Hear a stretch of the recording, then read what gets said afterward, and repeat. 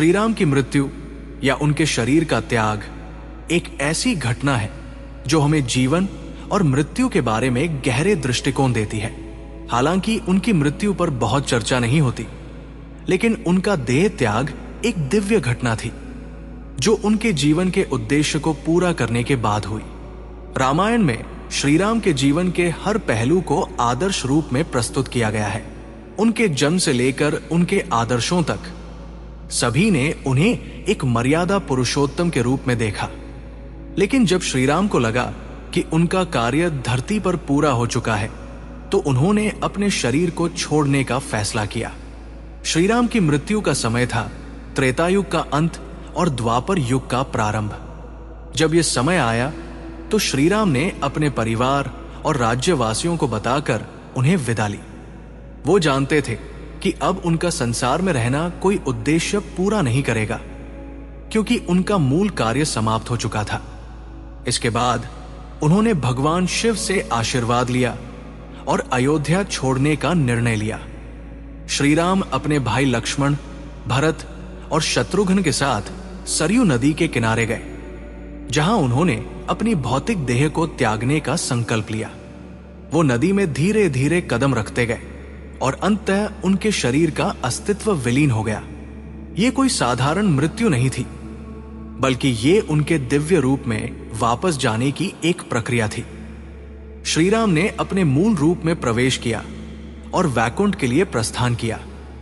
उनका यह कदम यह सिद्ध करता है कि वो केवल एक अवतार थे, जिनका धरती पर आना एक दिव्य उद्देश्य था, और अब वो उस उद्देश्य को पूरा करके अपने असली रूप में लौट गए थे।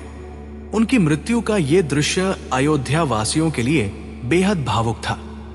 सबको शोक था, लेकिन वे जानते थे कि श्री राम का देह त्याग एक प्राकृतिक प्रक्रिया थी।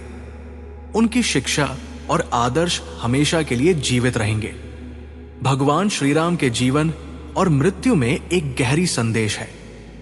जीवन का वास्तविक उद्देश्य सत्य, धर्म और मर्यादा में जीना है।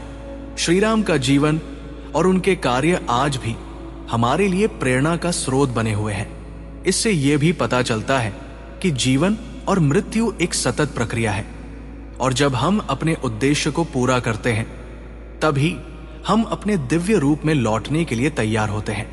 श्री राम की मृत्यु न केवल एक आखिरी विदाई थी, बल्कि ये उनके धैर्य, कर्तव्य और भक्ति का सबसे सुंदर उदाहरण थी। श्री राम का जीवन हमें यह सिखाता है कि धर्म के रास्ते पर चलने से हर कठिनाई का समाधान होता है। उनकी मृत्यु एक साधारण घटना नहीं थी, बल्कि ये एक दिव्य प्रक्रिया थी जो हमें यह समझाती है कि जीवन और मृत्यु दोनों का एक उच्च उद्देश्य है। जब तक हम सत्य, धर्म और कर्तव्य का पालन करते हैं, तब तक हम श्री राम की तरह अमर हो सकते हैं। उनका जीवन और उनकी मृत्यु दोनों हमें ये याद दिलाते हैं कि सत्य और धर्म का पालन ही असली विजय है। इसलिए श्री राम की मृत्यु नहीं, बल्कि उनके जीवन के उद्देश्य का पूरा होना था। उनका शरीर त्यागना, उनका दिव्य रूप में विलीन हो जाना और अंत में वैकुंठ में जाना, सभी ये दिखाते हैं कि वो एक दिव्य अवतार थे और उनका उद्देश्य पूरी दुनिया को धर्म का मार्ग दिखाना था। उनके द्वारा दिए गए आदर्श आज भी हमारे जीवन का मार्गदर्शन करते हैं। क्या आप भी श्री राम की तरह अपने जीवन को धर्म और सत्य के मार्ग पर चलकर सार्थक बनाना चाहते हैं? यही श्री राम का सबसे बड़ा संदेश है।